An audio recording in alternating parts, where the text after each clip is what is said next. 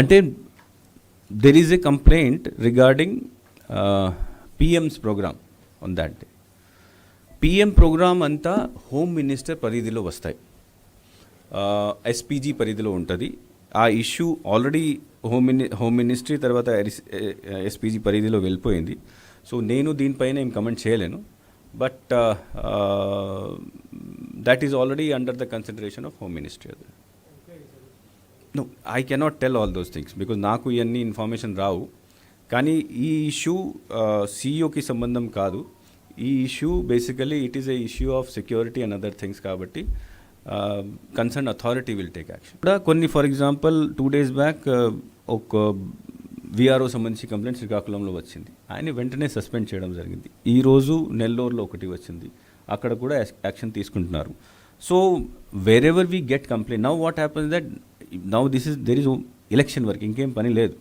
ఎప్పుడైనా ఎక్కడైనా కంప్లైంట్ వస్తే ఎంక్వైరీ చేసేసి కలెక్టర్ లెవెల్లో ఉంటే కలెక్టర్, లేకపోతే నా లెవెల్కి పంపించాలంటే అదే ఈసీఐ లెవెల్ పంపించాలంటే నా ద్వారా పంపించాలి.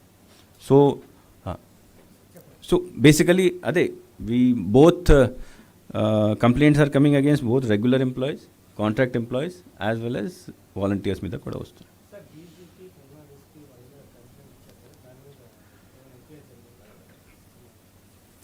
అంటే there is a complaint regarding PM's program on that day.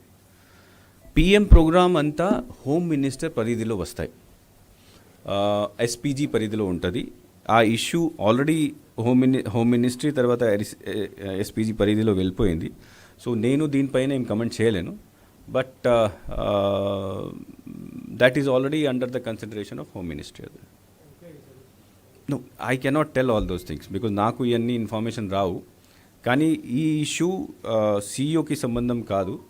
ఈ issue basically it is a issue of security and other things. కాబట్టి concern authority will take action. So నేను కూడా I send it to, because I have send it to the government to take appropriate action in this.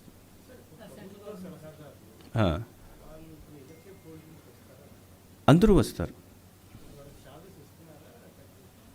శాలరీస్కి దీనికి సంబంధం లేదు. ప్రభుత్వం అడ్వైజర్స్ని appoint చేస్తుంది, అడ్వైజర్స్కి salary వస్తుంది. So MCC వస్తే వాళ్ళని అక్కడ పోస్ట్ నుంచి తీసేయడం ఇట్లా ఉండదు. బికాస్ ప్రభుత్వం ఈరోజు కూడా ఉన్నది. ఆల్దో దే డోంట్ హ్యావ్, వాళ్ళకి పాలసీ చేయడానికి అధికారం లేదు. కానీ ఈరోజు కూడా ప్రభుత్వం ఉన్నది. ప్రభుత్వంలో పొలిటికల్ ఎగ్జిక్యూటివ్ ఈరోజు కూడా ఉన్నది. బట్ వాళ్ళకి ప్రభుత్వం నుంచి ఇస్తున్న ఫెసిలిటీస్ లైక్ ఆఫీషియల్ వెహికల్స్ ఇట్లాంటివి తీసేయడం జరుగుతుంది. శాలరీ అందరికీ వస్తుంది.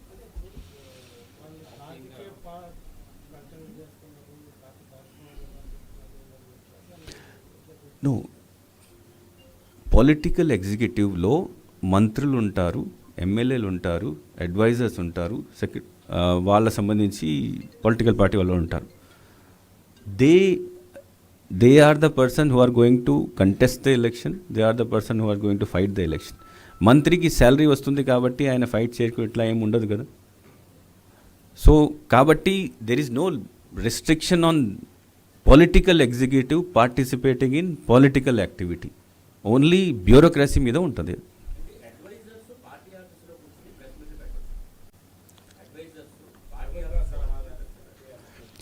As I said, I am not going into the terminology adviser. I say political executive. Political ఎగ్జిక్యూటివ్లో అందరూ ఉంటారు, మంత్రులు ఉంటారు, అడ్వైజర్స్ ఉంటారు. ఆ పొలిటికల్ ఎగ్జిక్యూటివ్ వాళ్ళు పొలిటికల్ పబ్లిసిటీ చేసుకోవచ్చు.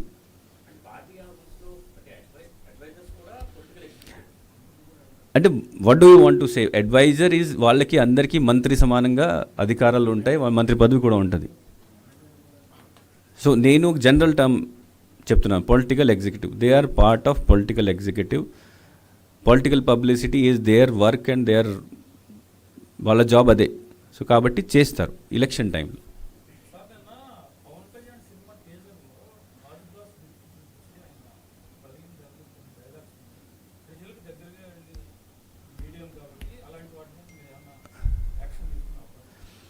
అంటే if any, I have not seen it, కాబట్టి నేను దీనిపైన కమెంట్ చేయలేను.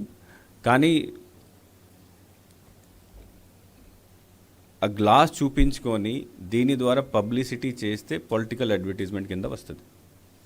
పొలిటికల్ అడ్వర్టైజ్మెంట్ చేసుకోవచ్చు, దర్ ఇస్ నో బ్యాన్ ఏం లేదు. కానీ పొలిటికల్ అడ్వర్టైజ్మెంట్ చేయాలంటే ముందు పర్మిషన్ తీసుకోవాలి. సో ఐఎమ్ నాట్ అవేర్, అది నేను చూడలేదు. చూసిన తర్వాత if it is a political advertisement, అప్పుడు we will issue them a notice to apply for pre certification of that. No, అది because I have not seen it, so నేను comment చేయలేను దీని మీద. But anything which